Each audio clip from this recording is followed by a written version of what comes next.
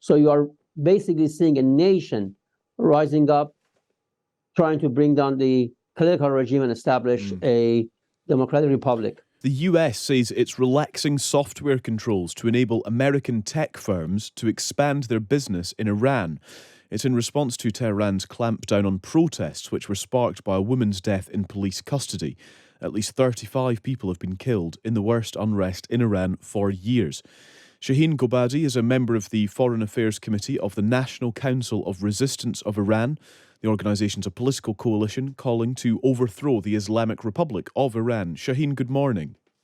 Good morning to you, Callum, and good morning to all your listeners. Thanks for being with us. There's a suggestion that these protests are more inclusive than previous protests. What can you tell us about who is protesting? Actually, you see that people from all walks of life, from all age groups are now, I would say, not only protesting, but uprising against the regime in its entirety.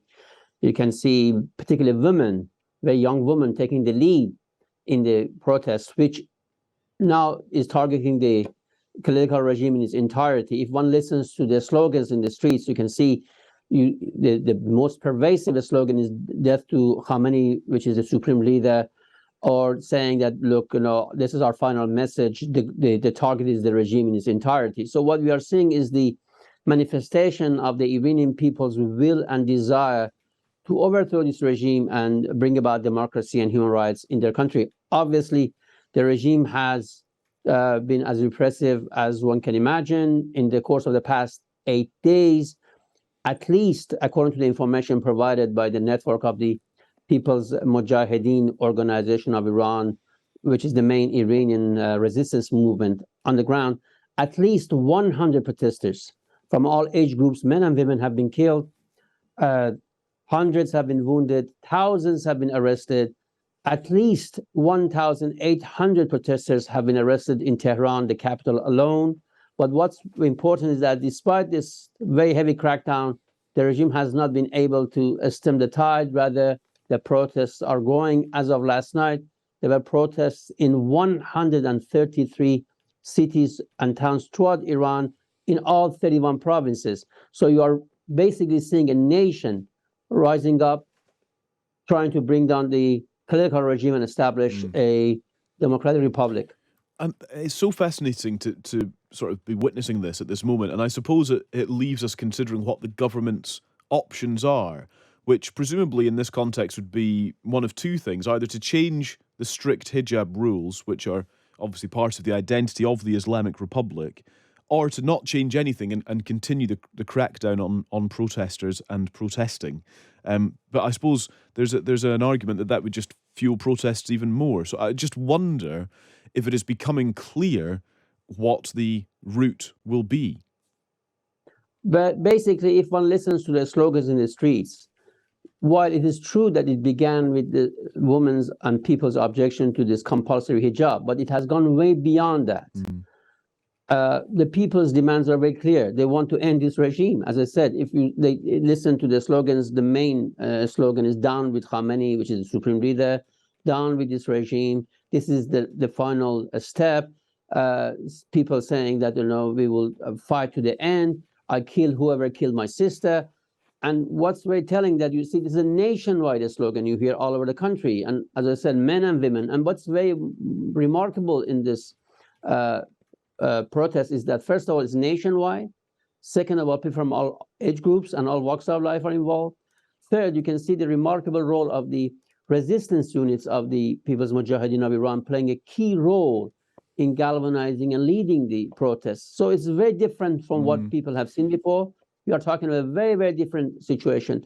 And I can tell you the only route that this regime will take is further crackdown, as we have witnessed in the past few days. But also what's very remarkable is that people are fighting back.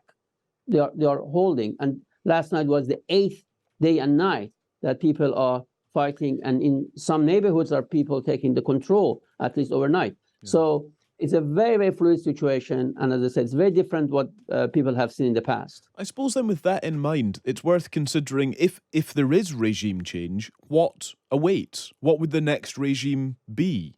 Is there a chance that actually it would just be more of the same with different people, for example?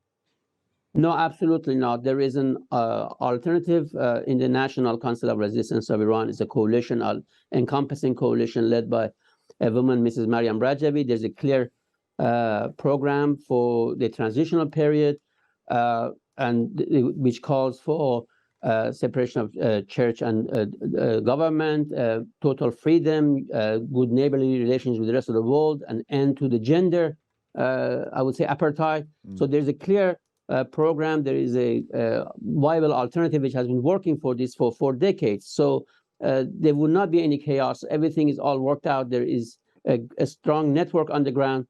But what's been only the impediment is the repressive situation inside Iran. Now you see that people have to stand up against it. And I think what's important here is to ask the international community not to be silent, but rather be on the side of the Iranian people and their legitimate right to resist and to defend themselves. And I think the world has come to realize that this is the right of the Iranians to defend themselves in view of this repression, and to be on their side and to impose serious biting sanctions against the regime at this crucial juncture. And also, going to your original introduction, it's important to make sure that the regime cannot impose its censorship, and Iranian people will have access to internet to share their views and their sentiments to the rest of the world and throughout the country.